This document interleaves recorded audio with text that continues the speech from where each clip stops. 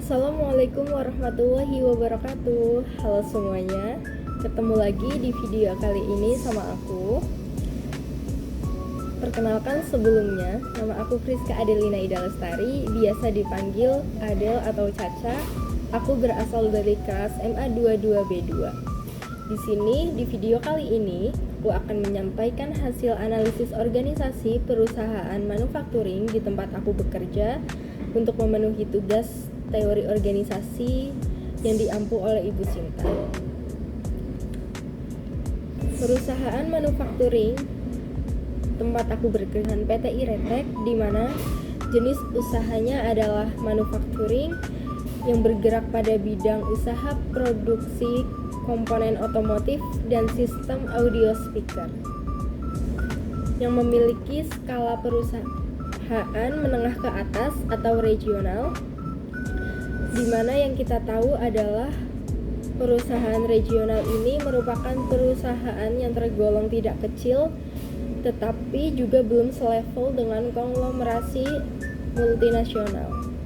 Yang bisa kita lihat ciri khasnya di sini adalah skala menengah ke atas itu bisa dilihat dari jumlah karyawannya yang belum mencapai lebih dari 200 karyawan, dengan kapasitas produksi cukup besar untuk memenuhi permintaan pasar domestik dan sebagian ekspor, dengan aset dan pendapatan sudah lebih dari perusahaan atau usaha UMKM yang memiliki struktur organisasi fungsional berbasis departemen, dibagi menjadi departemen produksi, R&D, pemasaran, keuangan, dan SDM.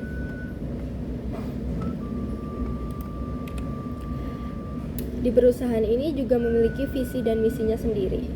Visi dari perusahaan ini adalah menjadi pemimpin dalam inovasi teknologi otomotif dan audio berkualitas tinggi di Asia Tenggara. Dengan misi yang kita bisa lihat di sini adalah menghasilkan produk berkualitas tinggi dan ramah lingkungan, mengutamakan kepuasan pelanggan melalui inovasi berkelanjutan, serta meningkatkan kesejahteraan karyawan dan hubungan yang saling menguntungkan dengan mitra bisnis.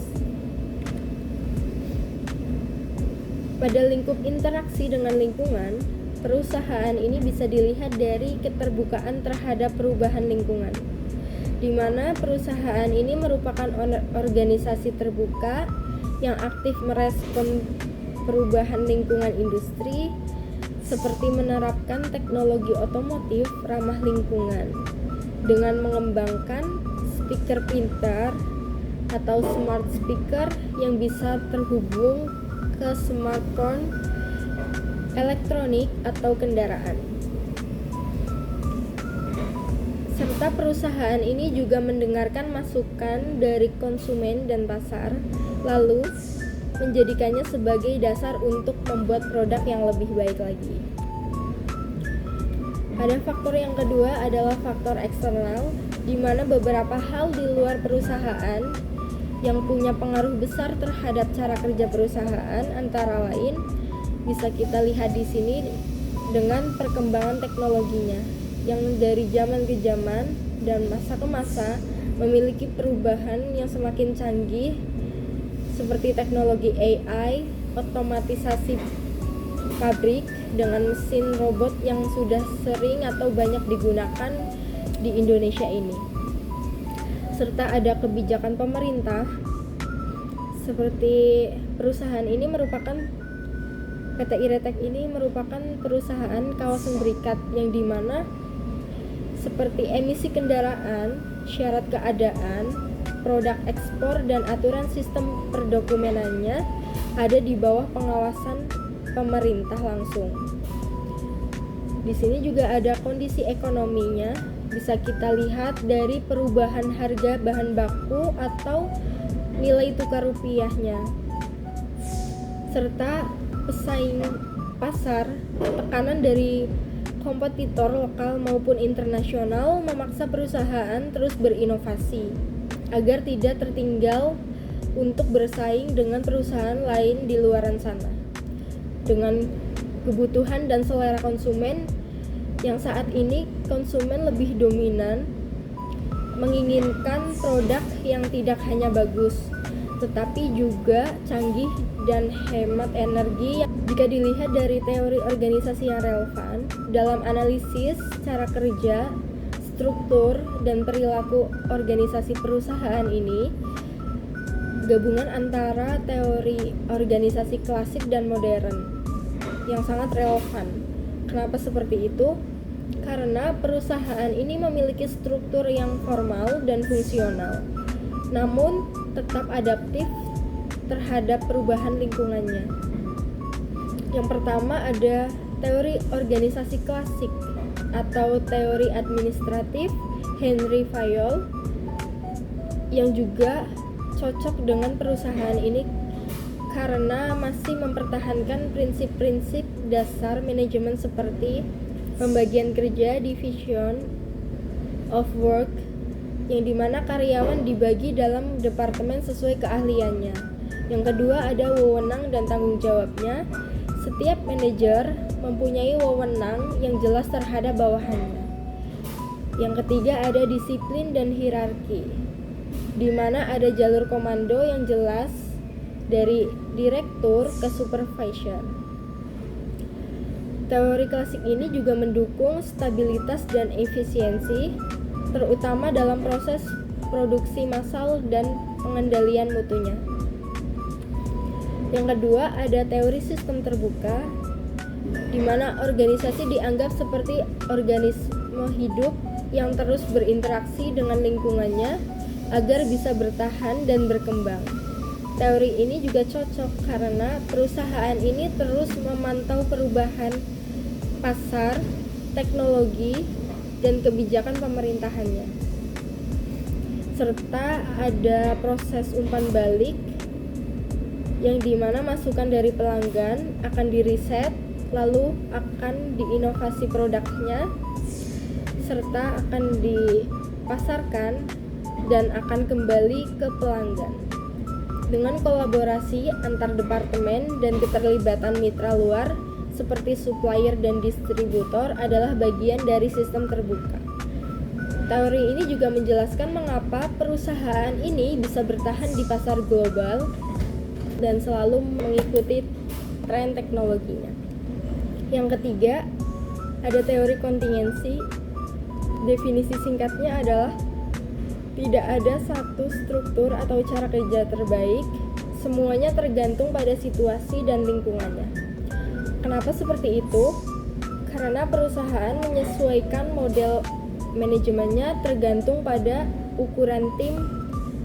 Bisa kita lihat dari tim R&D lebih fleksibel dibandingkan produksi, serta jenis proyek, di mana proyek baru memerlukan pendapat lintas departemen dan permintaan pasar, naik turunnya permintaan mobil listrik, alat elektronik, dan segala macamnya berfokus pada pengembangan teknologi baterai atau audio efisiensinya. Teori ini juga menjelaskan mengapa perusahaan ini tidak terpaku pada satu cara kerja, tetapi mampu beradaptasi secara strategi sesuai kebutuhan.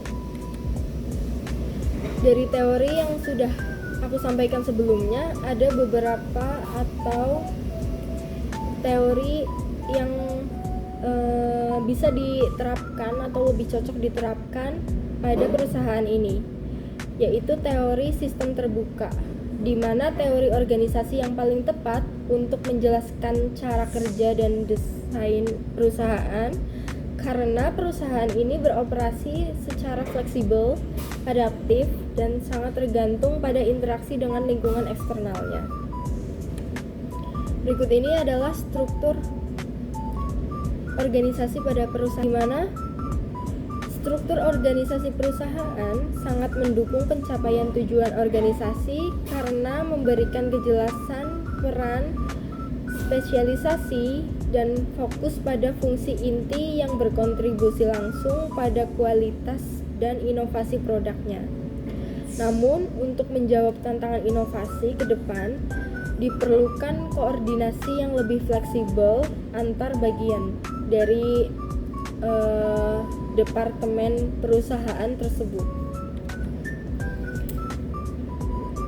Dari evaluasi budaya organisasi dan gaya kepemimpinan, budaya organisasi pada perusahaan ini inovatif dan kolaboratif, mendukung pengembangan ide baru dan kerja tim lintas fungsi, dan menekankan pada continuous improvement dan orientasi mutunya. Serta ada gaya kepemimpinan dominan di mana transparansional, pemimpin menginspirasi karyawan atau berpengaruh besar untuk bekerja melebihi dari target melalui visi dan motivasi yang tersampaikan dari atasannya kepada karyawan, dengan kombinasi gaya partisipatif khususnya di bagian R&D, serta dampak terhadap produktivitas dan kinerja. Budaya kepemimpinan mendukung tingkat produktivitas tinggi, penurunan turnover, dan pertumbuhan inovasinya. Aku mau kasih contoh kasus yang pernah dialami perusahaan pada waktu yang udah berlalu atau di masa lalu.